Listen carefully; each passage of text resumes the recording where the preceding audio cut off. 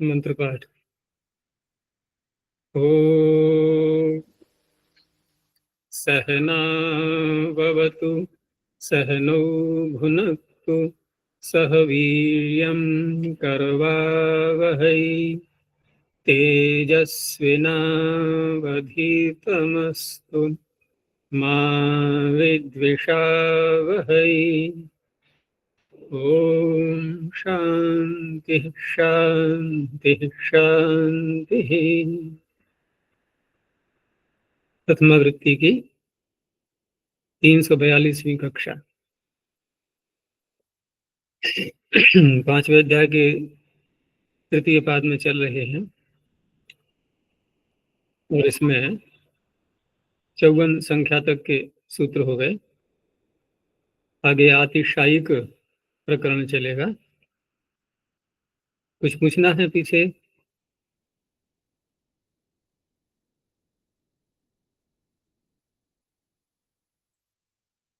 चलो तो आगे ये जो सूत्र आ रहे हैं अतिशायने तमभिष्ठनौ, यहाँ से लेकर के और बिन मतोर लुक, ये है 11 सूत्र हैं ये इस प्रकरण के। इनको अलग कर देना बिल्कुल।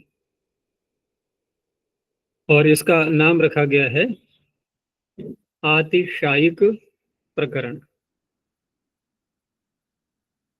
इसमें शब्द जो सूत्र में आ रहा है वो है अतिशायन। अब यहाँ प्रश्न उठेगा कि शी धातु से हम जब ल्युट प्रत्यय करेंगे तो शयन शब्द बनता है, वृद्धि कैसे करेंगे? दूसरा, फिर इसके अर्थ के विषय में भी विचार करना है, क्योंकि शी धातु जब अकेले आती है बिना किसी उपसर्ग के, तब तो इसका अर्थ स्वप्न ही होता है, अर्थात सोना। शींग स्वप्ने शेते शयाते शेरते, या शयन शब्द बोलेंगे तो। लेकिन उपसर्ग आने के बाद इसके अर्थ में अंतर आ जाता है। हमें यहाँ विचार करना है अति लगा करके क्या अर्थ निकलेगा। तो अति लगाने का अर्थ यहाँ ये नहीं बन जाता है कि कोई अधिक शयन करता है, अधिक सोता है।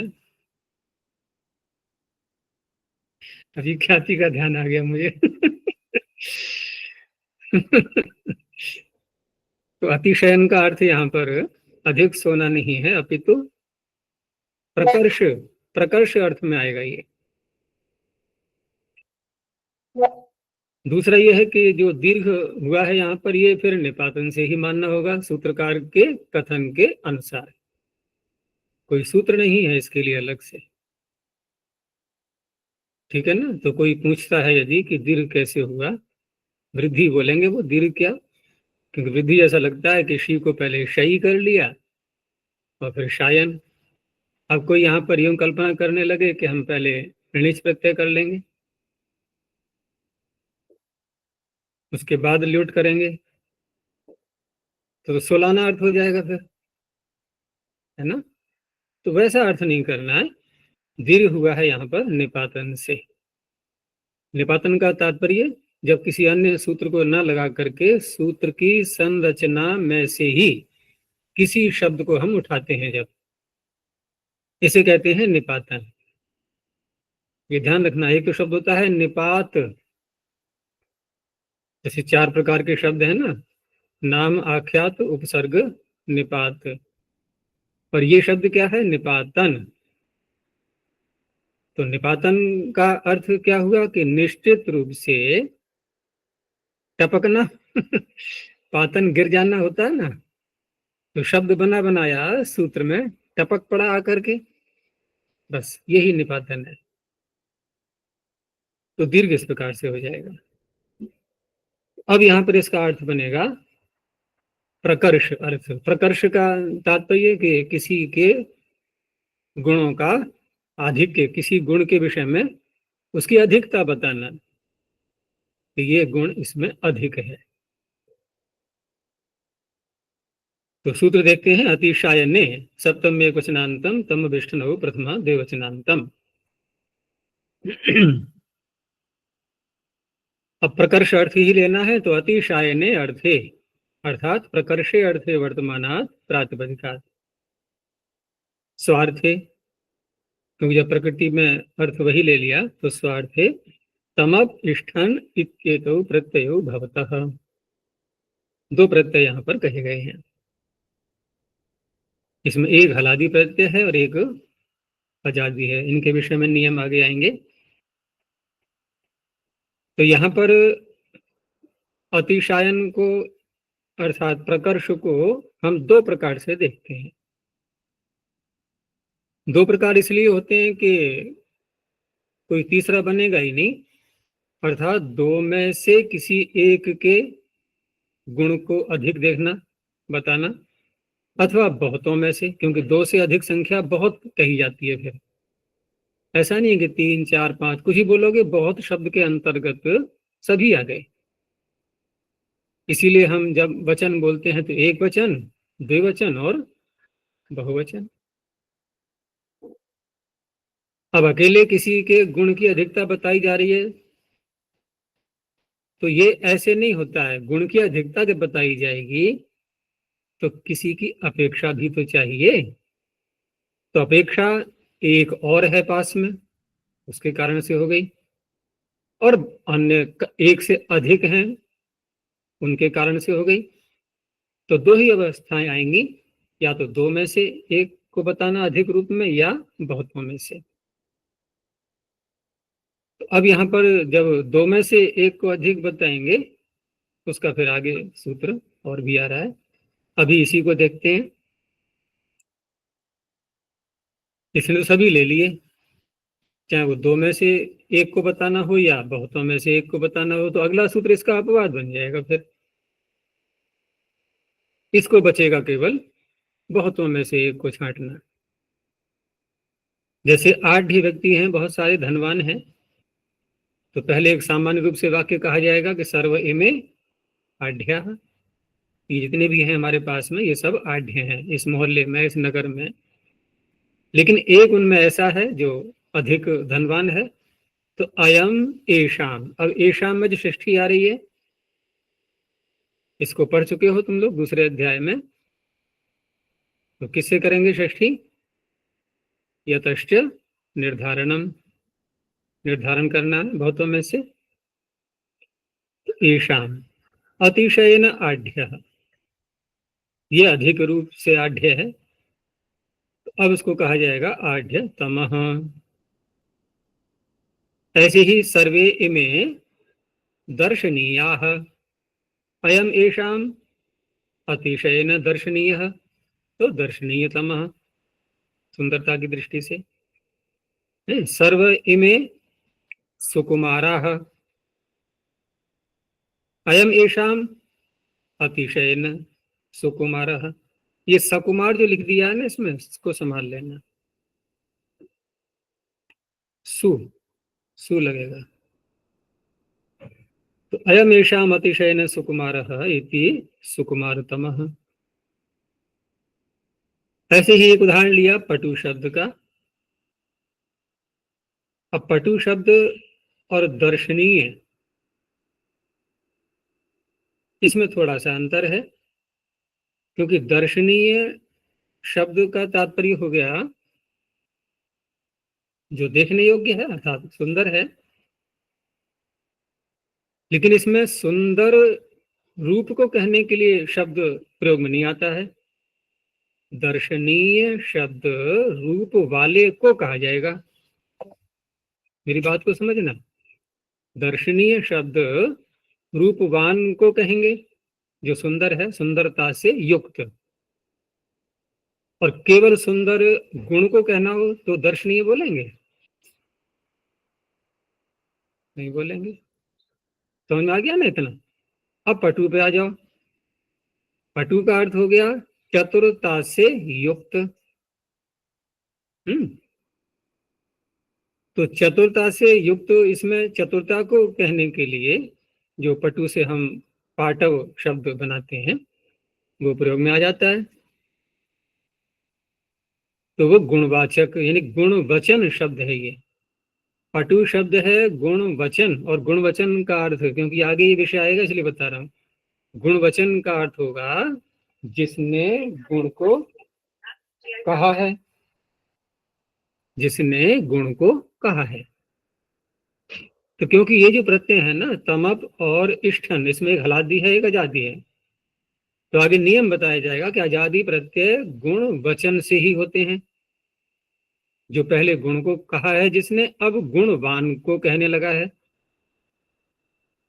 तो इसलिए इष्ठन के उदाहरण में इन्होंने गुणवचन शब्द को लिया, और तमप के उदाहरण में एक सामान्य शब्द ले लिया है, ऐसे ही बस दर्शनीय या आढ़्य। अब आढ़्य धनवान है, लेकिन धनवान कोई गुण थोड़ी है, धन तो द्रव्य है वैसे भी। तो इसलिए पटु शब्द लिया है कि सर्व इमे पटवः अयमेषाम अतिशय न पटु हो। अब यहां बन जाएगा पटु शब्द से इष्ठन प्रत्यय किया गया, और इस प्रत्यय को करते समय अजादि गुणवचनादेव सूत्र का भी ध्यान रखना है। ठीक है ना, आजादी प्रत्यय है ना ये, तो गुणवचन से ही होता है, ये भी ध्यान में रखना है। क्योंकि अगला जो नियम है, नियामक सूत्र, वो पिछले ही दो सूत्रों में घटेगा, इसमें और अगले वाले में। क्योंकि ये दो सूत्र क्रम से आएंगे पहले, और उसके बाद जो है तिंगष्ट को हटा दें, अगर दो सूत्र क्रम से आएंगे, फिर ये नियम बताने वाला आ जाएगा तुरंत ही। तो हमें दो भाग कर देने हैं, तमप और तरप, इष्ठन और ईयसुन। दो आजादी हैं, दो हलादी हैं। हलादी के विषय में कुछ नहीं कहा है, आजादी के विषय में बता दिया, वहां नियम कर दिया। तो इसलिए यहाँ पर पटिष्ठ इत्यादि बनेंगे। लघु शब्द से लघिष्ठ, और गुरु शब्द से गरिष्ठ।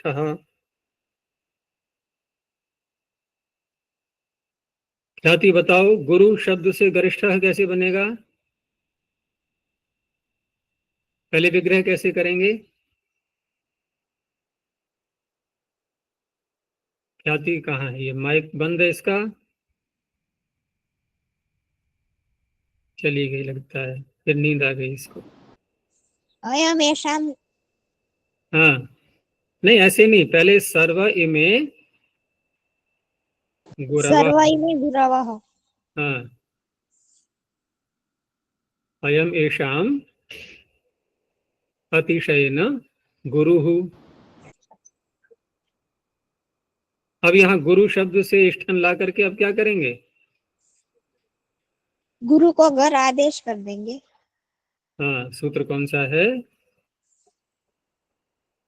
जो प्रिय स्थिर स्थिर और जो सूत्र था। तो गुरु को आता है गर आदेश, क्योंकि इसी इन्हीं प्रत्ययों को लेकर के वहां भ संज्ञा के अधिकार में जहां से ये प्रारंभ होता है, वो पहला सूत्र कौन सा है जहां से ये प्रकरण प्रारंभ होता है? इन प्रत्ययों को लेकर के, इन प्रत्ययों में सारे नहीं है, दो ही लिए गए हैं। कौन कौन से?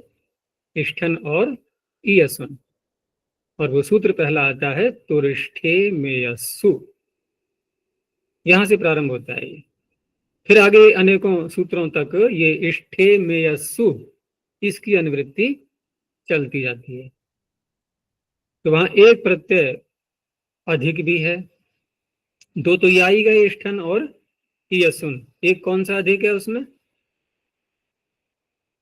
कौन सा अधिक है तुरिष्ठे मेयस्सु में? इमनिच, वो पीछे आ चुका है, पृथ्वादिभ्य इमनिजवा। एक वो ले लिया है, दो ये ले लिया है। ये तीन प्रत्ययों के पर रहते ये सारे कार्य आगे कहे गए हैं।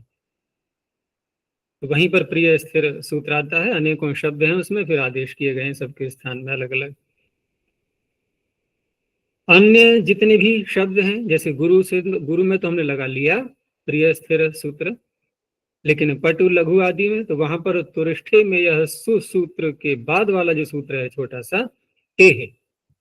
ये लगाना है, क्योंकि प्रिय स्थिर सूत्र देखें तो हम टेह का ही तो अपवाद बनेगा, वो तो केवल गुरु शब्द के उकार को हटा देता, तो क्या बनना चाहिए था?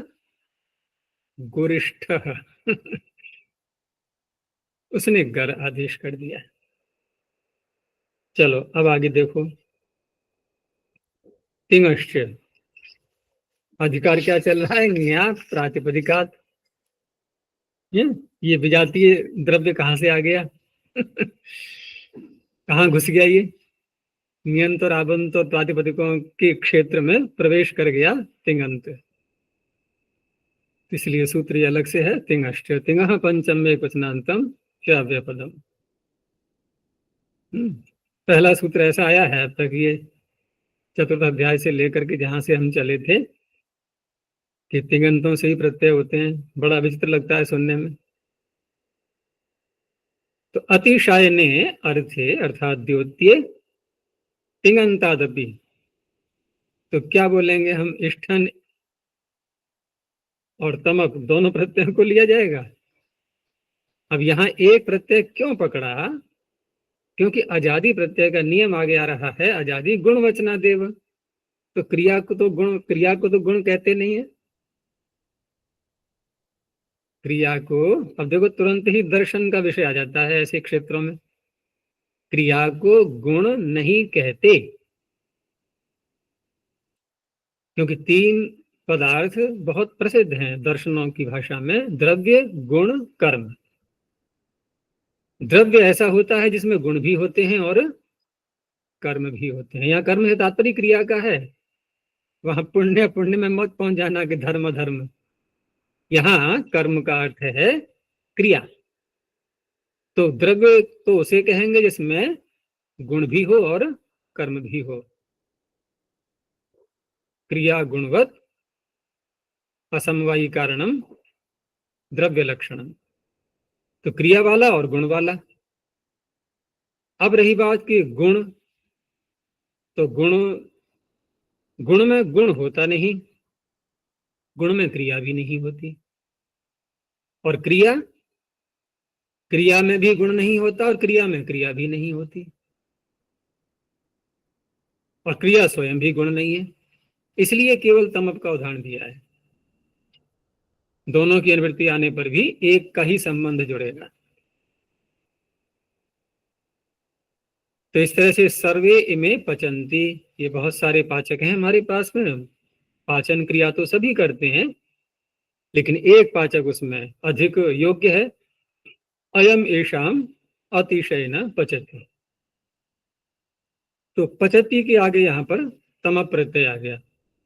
अब जैसे हम अन्य प्रातिपदिकों में जो प्रक्रिया अपनाते हैं कि सुबंतों में से, सुपों में से कोई प्रत्यय लाएंगे पहले, फिर प्रातिपदिक संज्ञा करके, यानी प्रत्यय करने के बाद प्रातिपदिक संज्ञा करके सुपो धातु लगा करके उसको हटाते हैं, वो यहाँ नहीं करना है कुछ भी। यहाँ पचती के आगे सु नहीं लाना है, पहले कोई भी नहीं लाना, बस सीधे तमप आ गया। तो शब्द बन गया पचती तम, बात तो अभी नहीं बनी। अब यहाँ पर एक अन्य सूत्र बैठा हुआ है, वो तुरंत ही लग जाएगा। कौन सा प्रत्यय करने के लिए? आमु, आम, आम बचेगा उसका। किमेत, किम, एत, तिंग, अव्यय, घात, यानी घ। किमेत, तिंग, अव्यय, घात, आमु, आमु अद्रव्य प्रकर्ष। तो द्रव्य का प्रकर्ष तो है नहीं, यहाँ पर क्रिया का प्रकर्ष है। तो वहां तिंग शब्द आ गया ना सूत्र में, किम, एत, तिंग, अव्यय, नहीं तिंग से मतलब नहीं, घ से तात्पर्य है वहां, क्योंकि इन प्रत्ययों की घ संज्ञा की गई है। तरप, तमपौ, घ, तरप की भी और तमप की भी, ठीक है ना। अब यहाँ अभी तरप तो आया ही नहीं है, केवल तमप ही आया है पीछे, तो वही तो ले पाएंगे हम।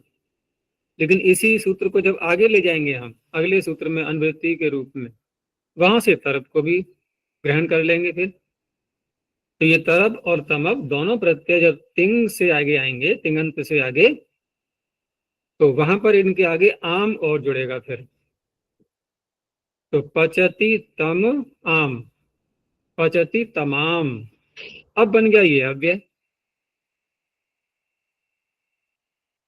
ऐसे ही प्रयोग में रहेगा बस। कृन में जंतः, ये कृत तो नहीं है, लेकिन यहां पर इसको अव्यय फिर भी माना जाएगा। तो पचति तमाम, जलपति तमाम, अब इसका अर्थ क्या हो गया कि ये अधिक पकाता है। कहेगा कर्ता को ही ये, क्योंकि पचति में लट लकार कर्तृवाच्य में आया हुआ है, कर्ता को ही कहेगा कि अयम पाचकः यायम देवदत्तः पचति तमाम, ये अधिक श्रेष्ठ पकाता है, अच्छी प्रकार से, सब में, अन्य सब की दृष्टि से अच्छा पकाता है। अब अगला सूत्र, और ये अगला सूत्र और ये अतिशान तम विष्णु, ये दोनों सूत्र मिलकर के ये पूरा विषय स्पष्ट होता है। तो द्विवचन विभज्यो पदे तरबीयसनो, द्विवचन विभज्यो पदे सप्तम एक वचनांतम तरबीयसनो प्रथमा द्विवचनांतम। द्विवचन, यहाँ द्विवचन का अर्थ वो नहीं है कि सु औ जस में से औ ले लिया, अमौट शस में से औट ले लिया, ऐसे नहीं। यहाँ द्विवचन का तात्पर्य है दो का वचन, षष्ठी तत्पुरुष समास, द्वयोर वचनम द्विवचनम, जहां दो का वचन कहना हो। दूसरा शब्द है विभज्य, तो विभज्य में कृत्य प्रत्यय है, विभक्तुम योग्यम विभज्यम, जो विभाग करने योग्य है। अब ये दो प्रकार के शब्द हो गए यहाँ पर, द्विवचन और विभज्य। इनका द्वंद्व करने के बाद फिर उपपद शब्द के साथ में कर्मधारय समास करेंगे,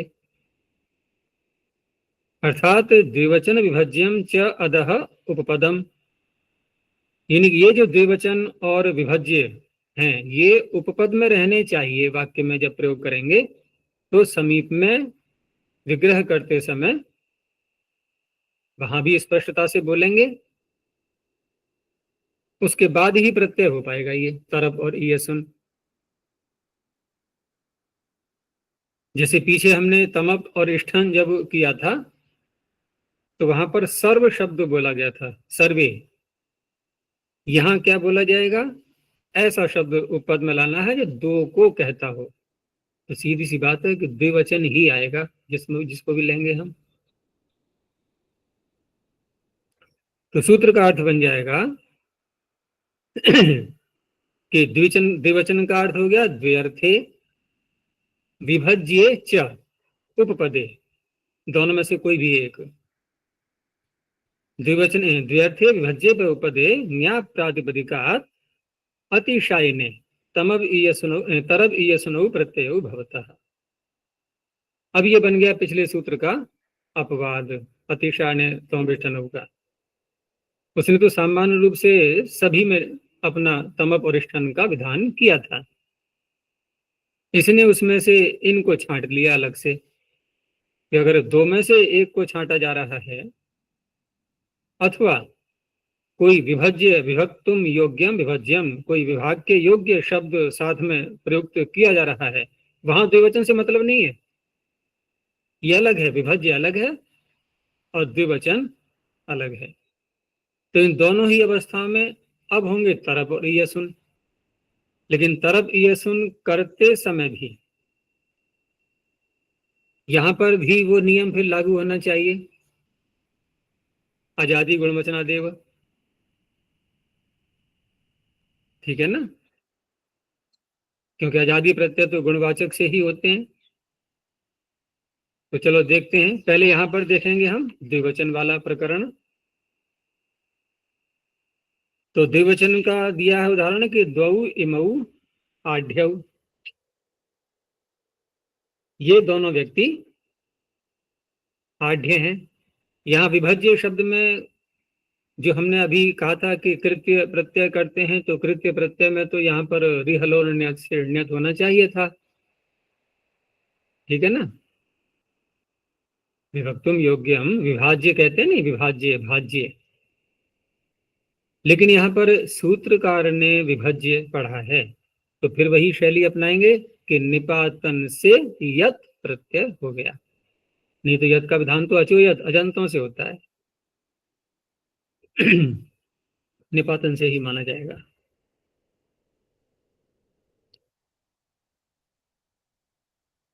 और पीछे से यहाँ पर तिंगष्ट की भी अनुवृत्ति ले लेते हैं, तो तिंगंतों से भी साथ में जोड़ लेंगे।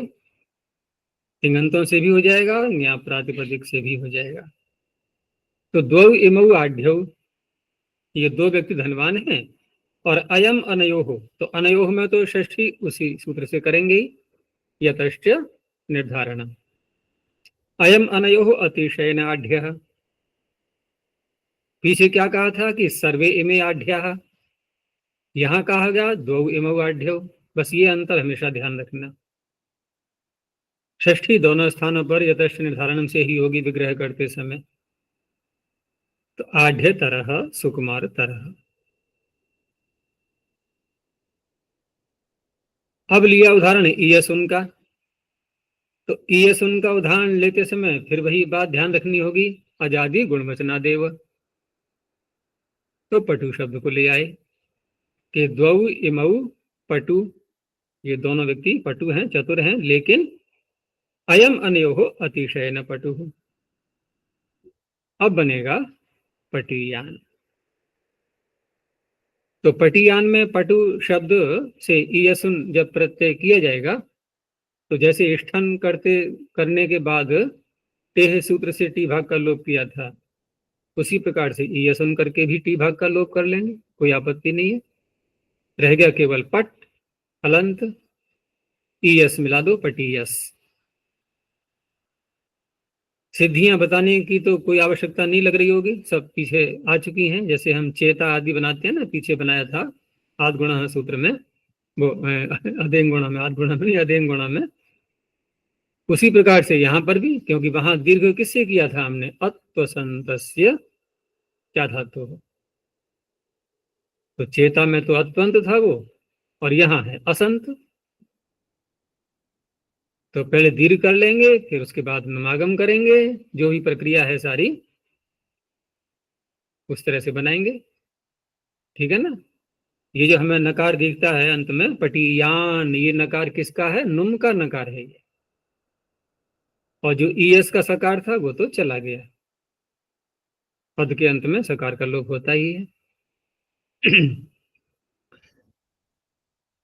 अब दिया उदाहरण विभज्य का। विभज्य में थोड़ा भ्रांति रहती है समझने में, इसको ढंग से समझ लो, कोई भ्रांति हो तो निकाल देना। देखो विभज्य का अर्थ हमने क्या था कि विभाग के योग्य। अब विभाग करना है तो विभाग के लिए भी हमें दो शब्द बोलने होंगे, तभी तो विभाग होता है। कम से कम दो का विभाग के लिए दो तो चाहिए ना। अब दो चाहिए तो यहाँ पर हमने जैसे प्रयोग किया कि एक तो व्यक्ति ऐसे हैं जो मथुरा में रहते हैं, उन्हें कहा गया माथुर, मथुरा में रहने वाले। मथुरायाम जातः, मथुरायाम भवः, कैसे ही बोल दो, पीछे अनेकों ये विषय आ चुके हैं इस प्रकार के। दूसरे कुछ हैं जो पाटलिपुत्र में रहते हैं, वहां पर पाटलिपुत्रक कहा गया उनको। अब दोनों धनवान, वहां के रहने वाले हैं दोनों धनवान, लेकिन मथुरा के रहने वाले जो हैं वो पाटलिपुत्र से अधिक धनवान हैं। अब पाटलिपुत्र के लोग व्याकरण पढ़ेंगे तो उनको थोड़ा बुरा लगेगा कि हमें गरीब बताया जा रहा है मथुरा वालों की दृष्टि से, मथुरा वाले की छाती चौड़ी हो जाएगी पढ़ते पढ़ते ही। तो ऐसा नहीं है यहाँ। तो जब उनको अधिक धनवान कहा गया तो देखो विभज्य शब्द यहाँ पर इनके विभाग के योग्य, और वो होना चाहिए उपपद में। जैसे पीछे था द्विवचन उपपद में, वो क्या था, द्वौ इमौ आढ्यौ, ये हो गया उपपद में। यहाँ क्या है उपपद में कि माथुरा पाटलिपुत्र केभ्यः आढ्यतरा।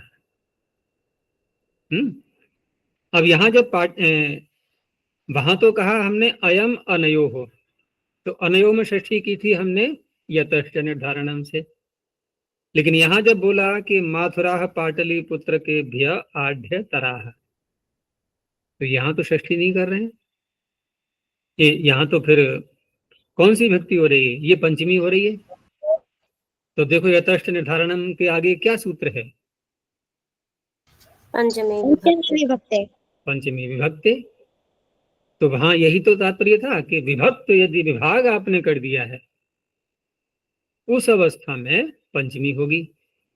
तो यथेष्ट निर्धारणम का ये अपवाद बन गया पंचमी विभक्ति, क्योंकि निर्धारण तो यहां भी है। निर्धारण का तात्पर्य है छांटना, निश्चय करना, निर्धारण। तो पंचमी विभक्ति अपवाद बन जाता है यथेष्ट निर्धारणम का। उसने यहां पंचमी कर दी पाटलिपुत्र के भ्यः में। तो माथुराह पाटलिपुत्र के भ्य आढ़्यतराह। अब ये आढ़्यतराह विशेषण किसका बनेगा? माथुराह, इसका। तो तर प्रत्यय हो गया। अजय जी यहाँ उपपद कितना भाग है? ये माथुराह। माथुराह पाटलिपुत्र के भ्य, यही तो है। विभाग करने के लिए हमें दोनों ही शब्द बोलने पड़ेंगे। अकेला हमने बोल दिया माथुराह तो बनेगी नहीं बात। किसी और को बताओ ना कि कहां से आप इनको अलग कर रहे हो, किन से विभक्त कर रहे हो। तो पाटलिपुत्र को भी बोलना होगा। पंचमी विभक्ति से पंचमी कर लेंगे वहां पर। अब थोड़ा अंतर ये दिखाई देगा इनमें कि जैसे वहां हमने जो विग्रह किया था, तो विग्रह करते समय विग्रह वाक्य में तब प्रत्यय नहीं था, बाद में था प्रत्यय। जैसे द्वौ इमौ आढ़्यौ, यहाँ है प्रत्यय, यहाँ तो आढ़्यौ बोला हमने सीधा। उसके बाद जैसे इति करके बोलते हैं ना, इति कर सकते हैं कि द्वौ इमौ आढ़्यौ अयम अनयोः अतिशयेन आढ़्य, थोड़ा लंबा वाक्य बन गया। इति आढ़्यतरः। यहां ऐसे नहीं हो रहा है। यहां क्या है? यहां पर विग्रह वाक्य अलग से नहीं है कोई। विग्रह वाक्य अलग से नहीं रखना है कि प्रत्यय बाद में दिखाएंगे हम। बस मन में ही हमने निश्चय कर लिया कि ये माथुर के लोग हैं, ये पाटलिपुत्रक हैं, लेकिन इन दोनों में, ये दूसरे को बताने के लिए कि इन दोनों में ये अधिक धनवान है। तो विग्रह अलग से न करके सीधा एक वाक्य ही बन गया है पूरा प्रत्यय सहित। तो माथुराह पाटलिपुत्र के भ्य आढ़्यतराः। अगर इसको कोई और विस्तार करना भी है तो कर भी सकते हैं कि इमे माथुराः आढ़्याः, ठीक है, वो भी आढ़्य हैं। इमे पाटलिपुत्र पुत्रकाः आढ़्याः हैं। परम परम इमे माथुराः पाटलिपुत्र के भ्य। अब फिर वही बात आ गई, वाक्य यही लाना पड़ेगा अंत में, आढ़्यतराः। ये आढ़्यतर है। तो यहां पर भी विचार करके देखो कि प्रत्यय तो दोनों है, तरफ भी है और ईयसुन भी है। तो ईयसुन जब करेंगे तो फिर वही शब्द का ध्यान रखना है, हमें गुणवचन लाएंगे। तो वहां पटियांश। अब यहाँ कैसे करेंगे? माथुराः पाटलिपुत्र के भ्य पटियांश, या अन्य कोई कहीं के भी बोल सकते हैं। तो ये इस तरह से प्रयोग में आएंगे। पटियान का ही बहुवचन, पटियान, पटियांसौ, पटियांस। अब आया नियम का सूत्र। अजादि गुणवचनादेव। अजादि प्रथमादेवचनांतम गुणवचनात् पंचम एकवचनांतम एव अव्ययपदम। देखो संस्कृत में एव और हिंदी में जो इसका अनुवाद करते हैं ही, ये जब लगाते हैं तो वहां विचार ये करना है कि एव नियम के लिए होता है, निर्धारण के लिए होता है, लेकिन नियम किसका निकलता है? तो पहले हम इसी वाक्य पर विचार करेंगे संस्कृत में करते हुए। तो सूत्र का तो अर्थ पहले समझ लो। गुणवचन का बता ही दिया मैंने, गुणम उक्तवान इति गुणवचनः, जिसने गुण को कहा है अब गुणवान को कहने लगा है। आजादी में जो है, जो पीछे से प्रत्यय जो कह दिए गए हैं उन्हीं में से, क्योंकि द्विवचन सूत्र में भी है, प्रथमा का द्विवचन और प्रत्यय भी दो हैं पीछे, तो सीधा उन्हीं का ग्रहण होगा, इसमें कोई संदेह वाली बात ही नहीं।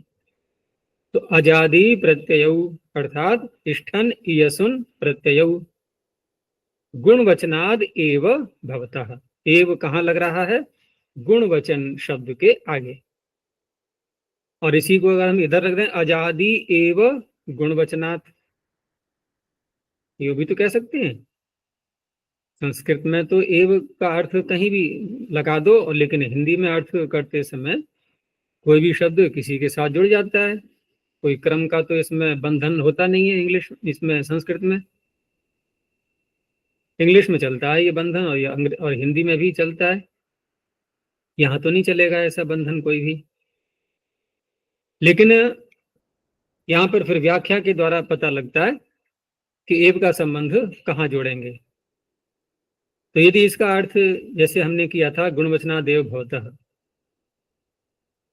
तो क्या अर्थ निकला अब कि इष्ठन और इयसुन जो प्रत्यय हैं अजादि, ये गुणवचन से ही होते हैं। गुणवचन क्या है? प्रकृति। इष्ठन इयसुन क्या है? प्रत्यय। तो दो बातें विचार करने की हैं, प्रत्यय नियम बनाएं सूत्र में या कि प्रकृति नियम करें। अभी जो मैंने वाक्य बोला कि इष्ठन इयसुन गुणवचन से ही होते हैं, ये प्रत्यय नियम निकला या प्रकृति नियम निकला? प्रकृति नियम। प्रकृति नियम निकला। लेकिन मैंने बोला कि इष्ठन इयसुन गुणवचन से ही होते हैं, यानी कि ही शब्द एव शब्द प्रकृति के आगे बोला था। तो प्रकृति का नियम निकला, तो क्या अर्थ होगा अब कि गुणवचन जो प्रकृति है, गुणवचन जो प्रकृति है, क्या उससे क्या होगा? इष्ठन इयसुन होंगे। और तरप तमप और ये तरप,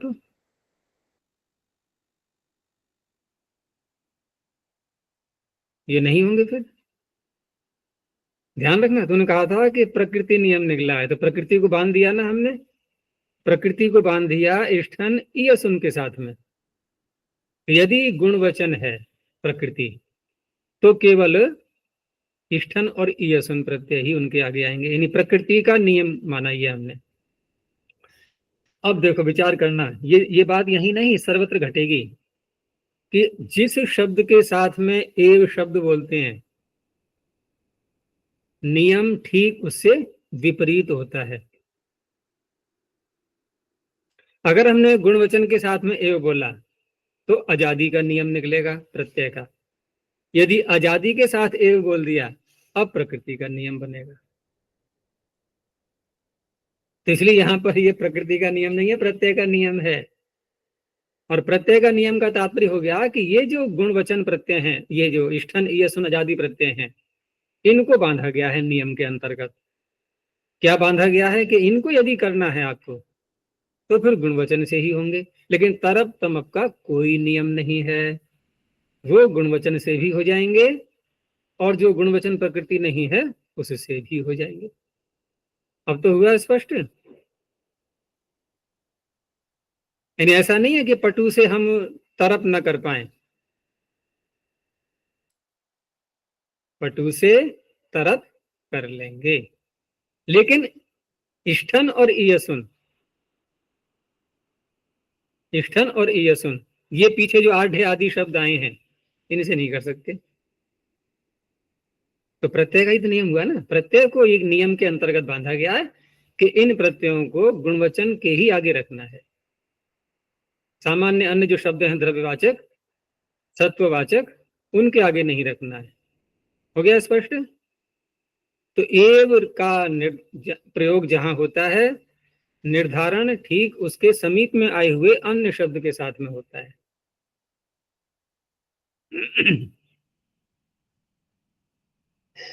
और सूत्र में एव लगाना भी इसीलिए पड़ा है, नहीं तो कोई कह सकता है कि एव की क्या आवश्यकता है। भाई जब आप सूत्र बना रहे हो और सूत्र जब निरर्थक होने लगता है तो नियम तो अपने आप ही निकल आएगा। निरर्थक इसलिए हो रहा है कि आपने कहा कि गुणवचन से आजादी प्रत्यय होते हैं, तो आजादी प्रत्यय पीछे कह तो दिए गए थे, वो तो उन्हीं सूत्रों से हो जाएंगे। वहां प्रकृति का कोई विशेषण तो लगाया नहीं गया था कि प्रकृति कैसी होनी चाहिए, तो गुणवचन प्रकृतियां भी सारी आ गई, हो गया ना सूत्र व्यर्थ। तो व्यर्थ होकर के नियम अपने आप ही निकल आएगा फिर। लेकिन अपने आप जो नियम निकलेगा तो वहां पर फिर हम एव का अध्याहार ही तो करेंगे। अब अध्याहार करते समय एव का प्रयोग हम आजादी के साथ भी कर सकते हैं, गुणवचन के साथ भी कर सकते हैं। तो सूत्रकार ने एव सूत्र में दिखा दिया गुणवचन के आगे रख करके कि देखो गुणवचन का ही, यानी गुणवचन के ही आगे हमें एव रखना है प्रत्यय का नियम करने के लिए। कहीं प्रकृति का नियम न कर बैठे हम फिर एव का अध्याहार करके, इसलिए।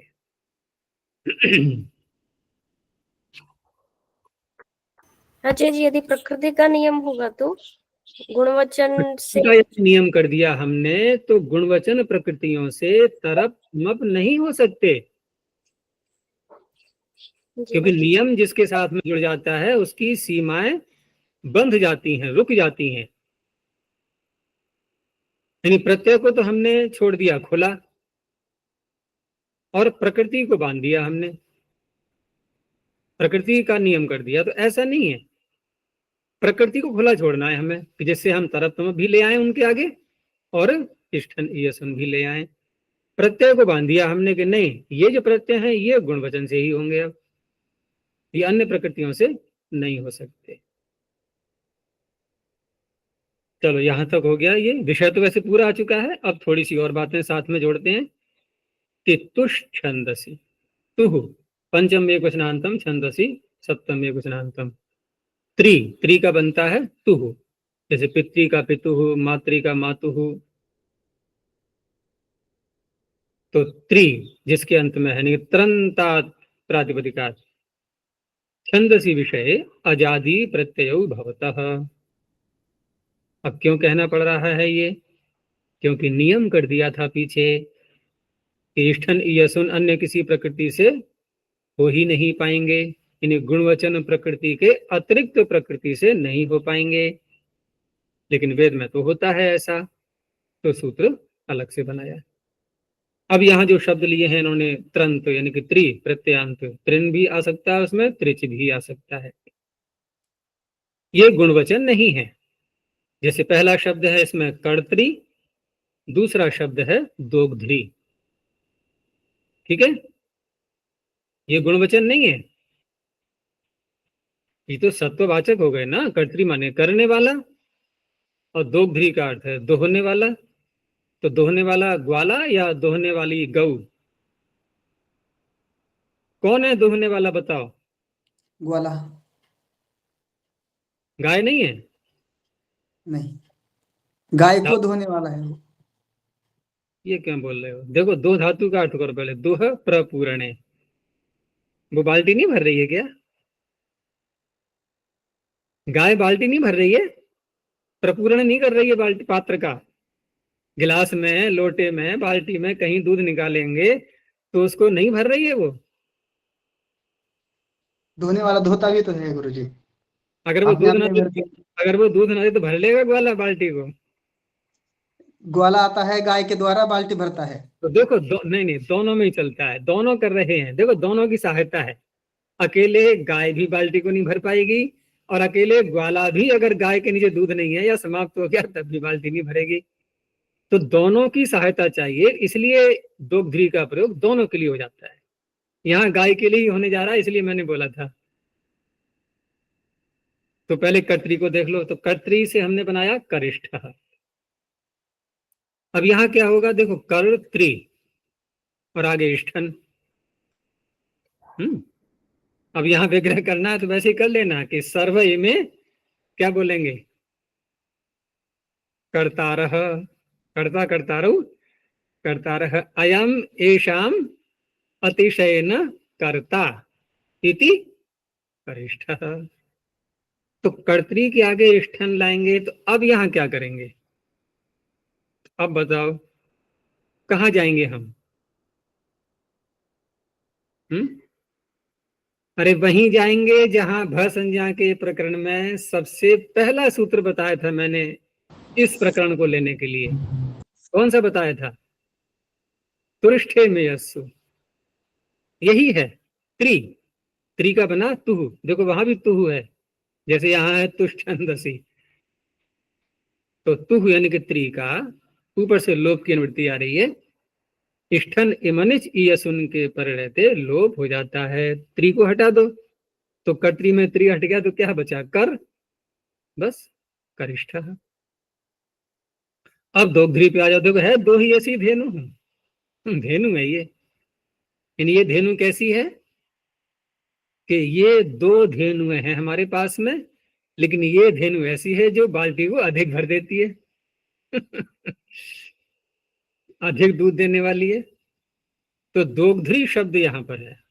दोग्ध्री कैसे बनाएंगे, दो धातु त्रिच प्रत्यय, दादे धातुर घ ये लगाएंगे, झषस तथोर धोध लगाएंगे, झलाम जश झशी लगाएंगे, गुण आदि करके बन जाएगा दोग्ध्री।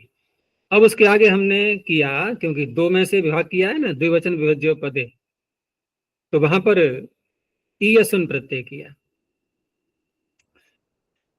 और ईयसुन करने के बाद यहां भी हमें त्रि को हटाना है, तो रिष्ठे में यस्सु। तो जब त्रि को हटाया हमने, त्रि क्या है, ध्री जो है यहाँ पर दोग्ध्री, इस त्रि को हटा दिया, ध्री को हटा दिया।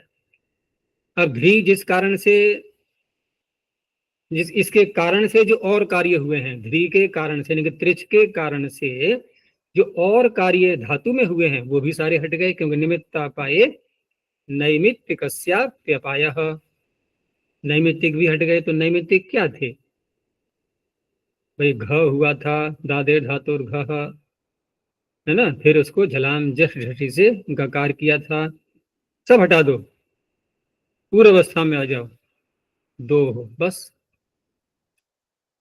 गुण ही मात्र रह गया। अब गुण तो प्रत्यय के कारण से हो चुका था पहले, तो दोह और ईयस, दो ही यस, स्त्रीलिंग में फिर उगितश्च, दो ही यसी धेनु। चलो आगे, प्रशस्यस्य श्रः, प्रशस्यस्य षष्ठी वचनांतम श्रः प्रथमैक वचनांतम। अब यहां से आगे जो सूत्र आ रहे हैं, ये प्रशस्यस्य श्रः, ज्य च वृद्धस्य च अंतिक बाढ़ और ये युवाल्प, ये सारे जो सूत्र हैं, इनमें अनुवृत्ति जो पीछे से आ रही है अजादि शब्द की प्रथमांत, ये सप्तमी में बदल जाएगी, ठीक है ना। आगे के जो सारे सूत्र हैं ये तरप और तमप से संबद्ध नहीं है, अब केवल इष्ठन और ईयसुन से, वो हाँ इष्ठन और ईयसुन से संबद्ध हैं अजादि प्रत्ययों से, तो अजादि को बदल देंगे सप्तमी में। तो सूत्र का अर्थ हो जाएगा कि अजाद्यो प्रत्ययो परतः प्रशस्यस्य स्थाने क्षरः आदेशो भवति। अब यहां पर एक प्रश्न उठेगा कि जब आपने नियम कर दिया कि अजादि प्रत्यय गुणवचन से ही होते हैं, तो आप तो अपने नियम का भंग स्वयं ही करने लगे। तो पाणिनि पर ऐसा आरोप नहीं लगा सकते, क्योंकि पाणिनि तो व्याकरण के नियमों को बता रहे हैं। तो एक तो उन्होंने नियम बता दिया कि अजादि प्रत्यय गुणवचन से ही होते हैं, और नियम बताएंगे वो सूत्रों के ही द्वारा, तो उसको नियम का उल्लंघन नहीं कहेंगे, अभी तो ये कहा जाएगा कि एक और भी नियम बता रहे हैं कि कुछ प्रकृतियां ऐसी होती हैं जो गुणवचन न होते हुए भी उनके आगे अजादि प्रत्यय आ जाते हैं, क्योंकि प्रशस्य शब्द गुणवचन नहीं है, आगे वृद्ध आएगा वो भी गुणवचन नहीं है, ठीक है ना। युव अल्प आदि ये आएंगे अंतिक बाद, ये भी गुणवचन नहीं है। लेकिन अजादि प्रत्यय परे रहते जब इनके स्थान में कोई ना कोई आदेश किया जा रहा है और अजादि प्रत्यय हम लाए नहीं, तो सूत्र व्यर्थ होने लगेंगे ये। तो इसको क्या कहा जाएगा, विधान सामर्थ्य। विधान सामर्थ्य से गुणवचन न होते हुए भी इनके आगे ये प्रत्यय अजादि आ जाएंगे। तो इस तरह से अब यहाँ उदाहरण जो बनेगा, दो उसमें इष्ठन का भी ले लेंगे और ईयसुन का भी ले लेंगे। तो सर्वे में प्रशस्या, ये सभी लोग कैसे हैं, प्रशंसनीय हैं, लेकिन अयम एषाम अतिशय न प्रशस्य। सिद्धियां ध्यान करते समय ध्यान रखना है सदा कि हमें उस प्रकरण को भी ध्यान में रखना है। तुरिष्ठे में यसु वाला भ संज्ञा का जो प्रकरण है उसको साथ में रखते हुए। तो वहां पर जब श्र से आगे प्रशस्य के आगे स्थान में तो श्र आदेश हो ही गया, लेकिन भ संज्ञा होकर के यस्य तीच प्राप्त होने लगता है। तो वहां पर फिर प्रकृति भाव वाले जो सूत्र हैं, प्रकृति एकाच, एकाच एक अच वाला यदि कोई हो तो फिर लोप की प्रक्रिया यस्य तीच आदि से नहीं होती। तो श्र का श्र ही रहा, आगे स्थन है, गुण कर दो श्रेष्ठ, ठीक है ना। दूसरा बनेगा फिर ईयसन प्रत्यय करेंगे तो ईयसन प्रत्यय करेंगे तो वहां पर भी ऐसे ही है, श्र का आकार का लोप तो हुआ नहीं, प्रकृति भाव हो गया और गुण कर दो तो श्रेयस। श्रेयस का फिर प्रथमा के एकवचन में श्रेयान हो गया। चलो आगे जियाचा।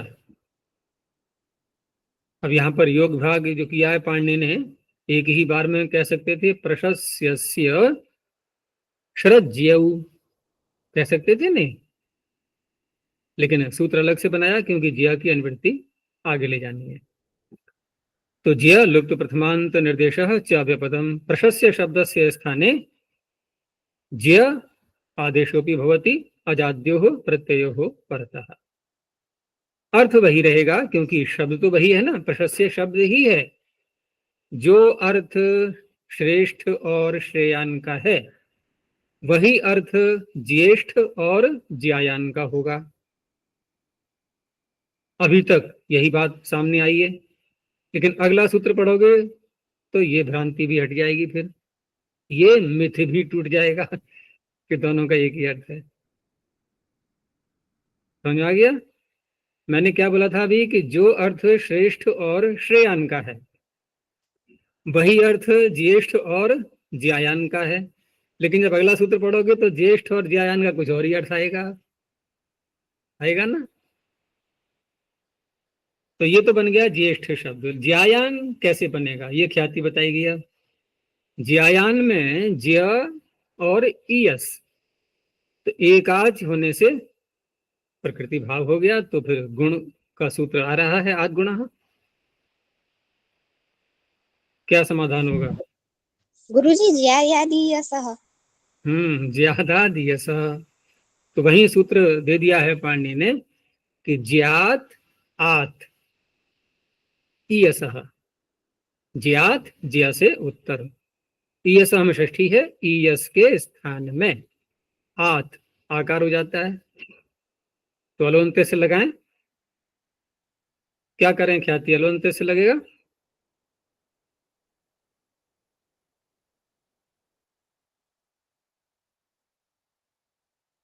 क्या हुआ? बोला करो, नहीं आ रहा तो नहीं समझ में आया, नहीं याद है, ऐसे बताओ। गुरुजी किम तस्मादित्युत्तरस्य आदेः परस्य। हाँ, तो आदेः परस्य लगाएंगे। तो आदेः परस्य में से ईयस के ई कार को होगा, सकार को नहीं। अब तो आयस बन गया, ज्या आयस, अकः सवर्ण दीर्घ ज्यायस ज्यायान। अब अगले सूत्र पर आ जाओ, वृद्धस्य च वृद्धस्य षष्ठी कुशनांतम च विपदम। अब पीछे से ज्या की अनुवृत्ति आ ही रही है, तो वृद्ध शब्द से ज्या आदेशो भवति अजाद्यो प्रत्ययो करता है। तो जैसे पीछे ज्येष्ठ का अर्थ था प्रशंसनीय, यहां ज्येष्ठ का अर्थ हो जाएगा आयु में बड़ा। कितना अंतर आ गया? ऐसे ही ज्यायान, ठीक है। लेकिन एक प्रश्न यहां उठ खड़ा होगा कि आपने वृद्ध शब्द से बनाया ज्येष्ठ और ज्यायान, लेकिन भ संज्ञा के अधिकार में सूत्र आ चुका है प्रिय स्थिर स्थिर, उसी सूत्र के अंतर्गत वृद्ध शब्द है कि नहीं है? वृद्ध त्रिप्र दीर्घ वृंदार का नाम, तो वृद्ध आ गया। आदेशों में आ रहा है वहां वर्ष, वृद्ध के स्थान पर वर्ष आदेश। प्रत्यय कौन से परे रहते? इष्ठन, ईयसुन और इमनिच आदि।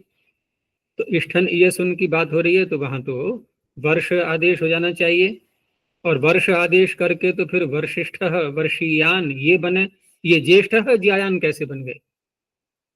तो फिर वही उत्तर आएगा, विधान सामर्थ्य।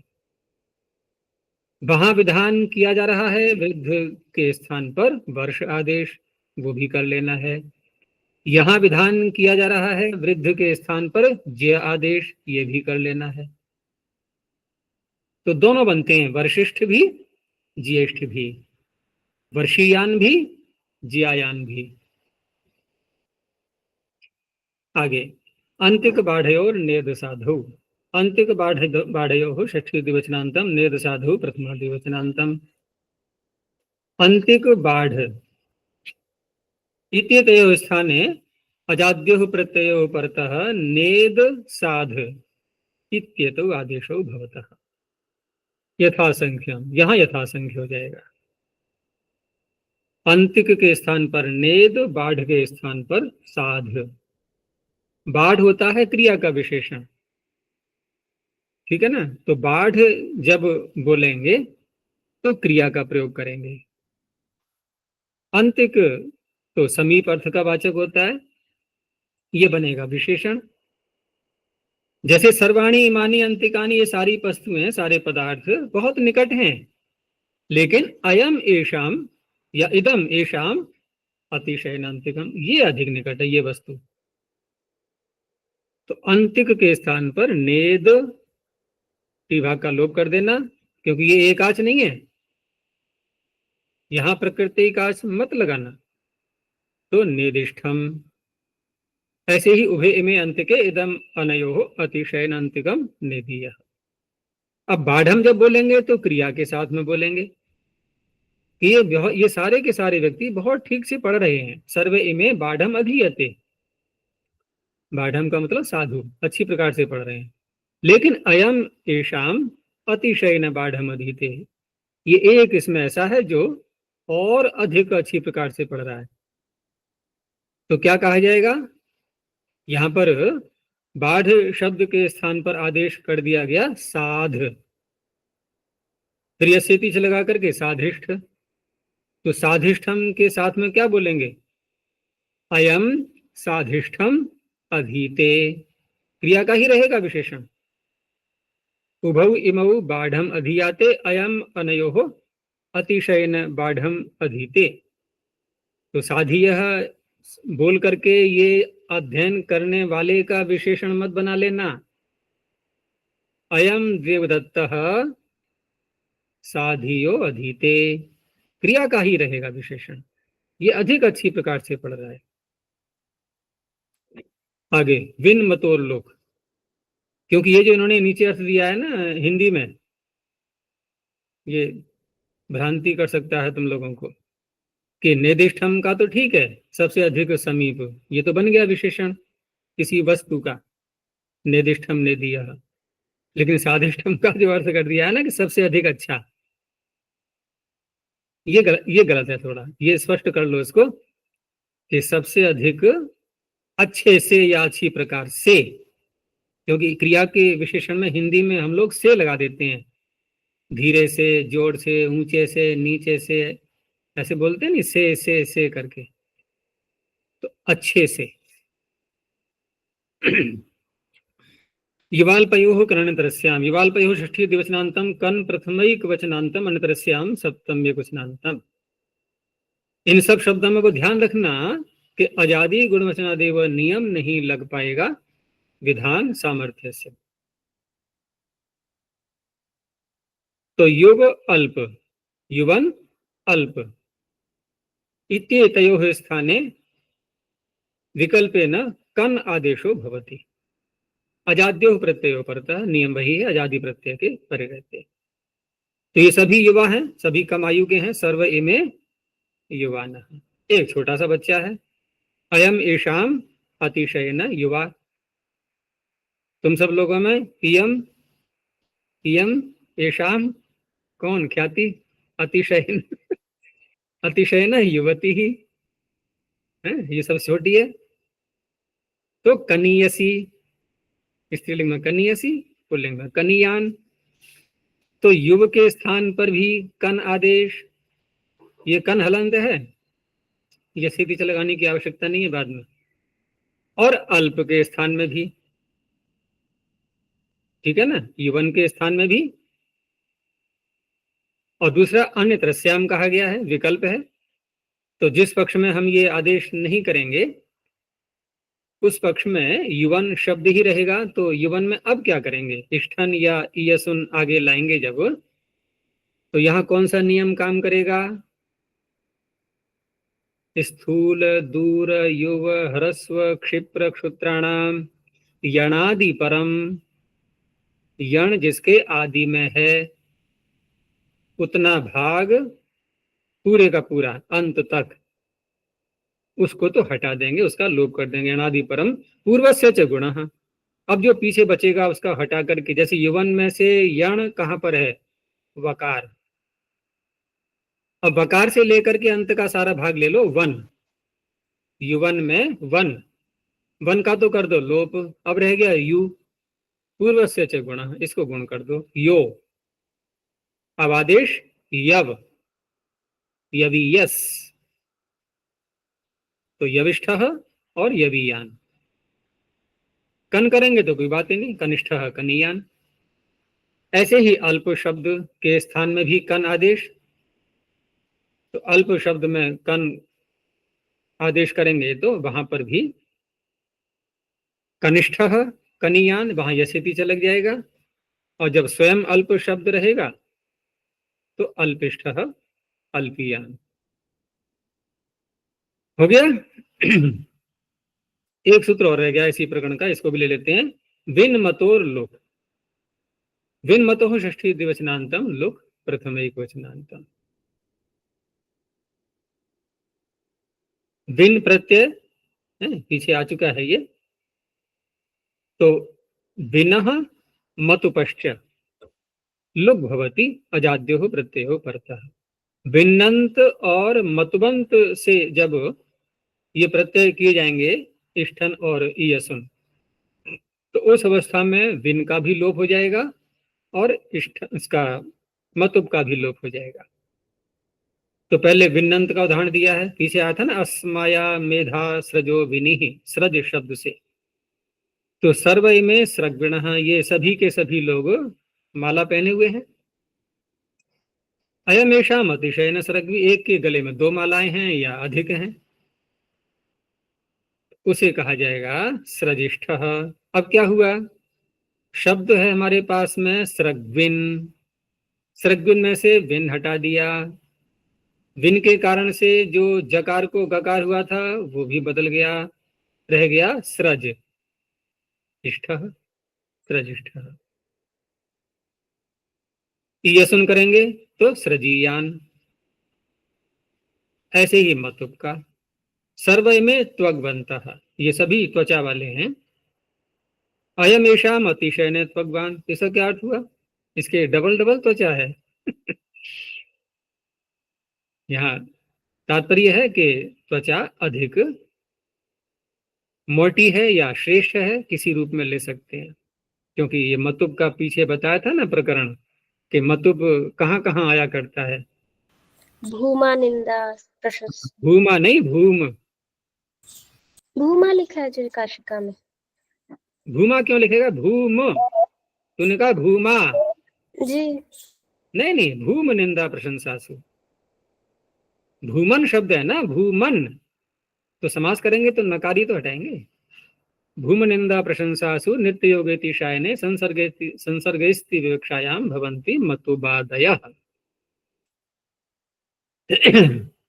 ये मनीष प्रत्यांत है ना, भूमन, तो इस तरह से यहाँ प्रशस्य अर्थ में ले सकते हैं, इसकी त्वचा अधिक प्रशंसनीय है तो त्वचेष्ठ।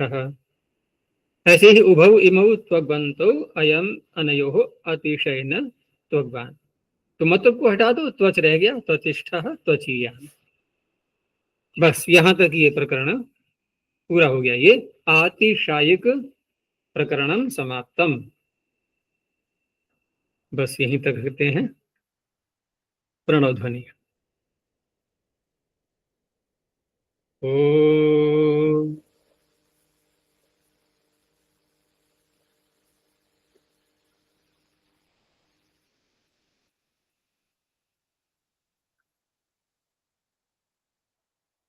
ओम